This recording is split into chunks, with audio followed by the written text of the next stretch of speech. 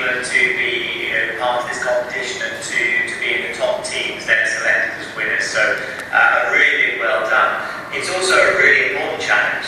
You heard there a little bit about going back to the moon. Well, this is not just a concept that we're doing on paper. This is a reality. And the European Space Agency have long been working towards this concept of a moon village. And we've been building the steps towards that. We currently build the service module for the Orion spacecraft, which is going to be the spacecraft that will return astronauts to the moon. And we're currently in negotiations to build part of the Gateway, a small space station that's going to be in orbit around the moon. And we've heard this year that the United States want to accelerate that program, so they want to put astronauts back on the moon by 2024, which is a huge challenge, but very exciting. Lunar design from Thessaloniki. We'd like to ask your question. Good morning. We are Team Lunar Based Design from Thessaloniki. My name is Clyde. My name is Katerina Sebastiou. My name is Janis Ioannidis. And the question is, when do you believe humans will return to the moon, and how will the lunar base help humanity both in space and on Earth? Good morning. Yes, well, it's a really important question right now, is when will humans return to the moon? And the fact that the United States and NASA have set a goal now for 2024 means that we stand a much better chance of getting humans back to the moon in the early 2020s, early to mid-2020s. Europe is certainly very much a part of that mission. As I said before, we designed the service module that's going to take those astronauts back to the moon, so Europe is very much involved in that partnership. So I think 2024 is a really tough challenge. There's a number of things that we still have to design to make that mission work. We need a lunar lander, and we need a lunar transit vehicle that's going to take astronauts from the Deep Space Gateway down to the moon. But it can be done. I think realistically it's going to be probably 2025 or 2026 when we see humans on the surface of the moon. But we're certainly aiming for 2024. That's the goal at the moment. And in terms of benefits to humanity, well, this time, of course, we're looking not just to go for a short period of time, but we're looking to do what you guys have been doing, and that's designing habitation modules that means that we can stay for extended periods on the moon. And that means we can do so much more scientific research. We can learn all of these amazing things that the moon has to offer us in terms of 4 billion years of our solar system's history and telling us things that we don't know about our own planet.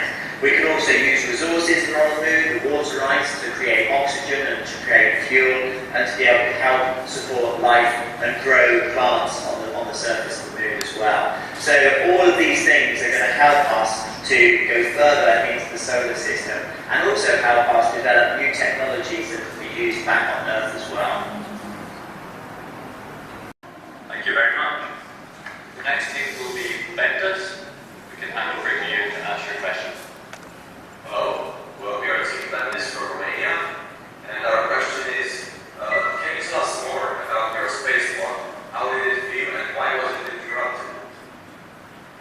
Yes, hi Team Ventus. Good question, and the spacewalk was probably the best moment for me on my mission. Throughout most of the spacewalk, how do you feel? You're actually just working extremely hard. You have to really, really concentrate. It's physically demanding, very mentally demanding. You're always trying to think ahead as to what the next steps are. But at the same time as thinking ahead, you really need to concentrate on what you're doing every single second. Because if you make a mistake, if you let go, if you lose a tool, or if you get tangled in your safety tethers or your wires, it could be catastrophic. You're thinking about what your crewmates are doing, because often you'll be working at different parts of the space station. So I might be at one part, Tim Cobra was off at a different part of the space station. But we really rely on each other, so you're always thinking about what they're doing and how they're getting on as well. So we had to finish the spacewalk a little bit early because Tim Cobra's spacesuit started having water come into the helmet. And this is a problem that happened a few years ago with Lunar Parmitano as well.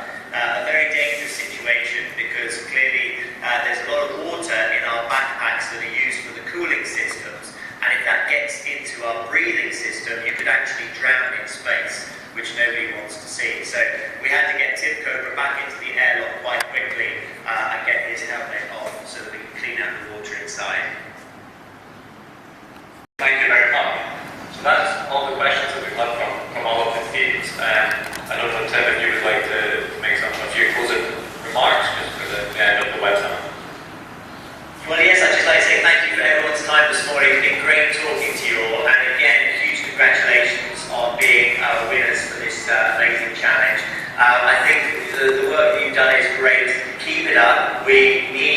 bright young scientists, engineers, astronauts and explorers in order to make all of these challenges become a reality, not just for exploration into the solar system, but also for helping to protect our own planet and make it a safer, better environment to live and work in. So thank you very much for all of your efforts.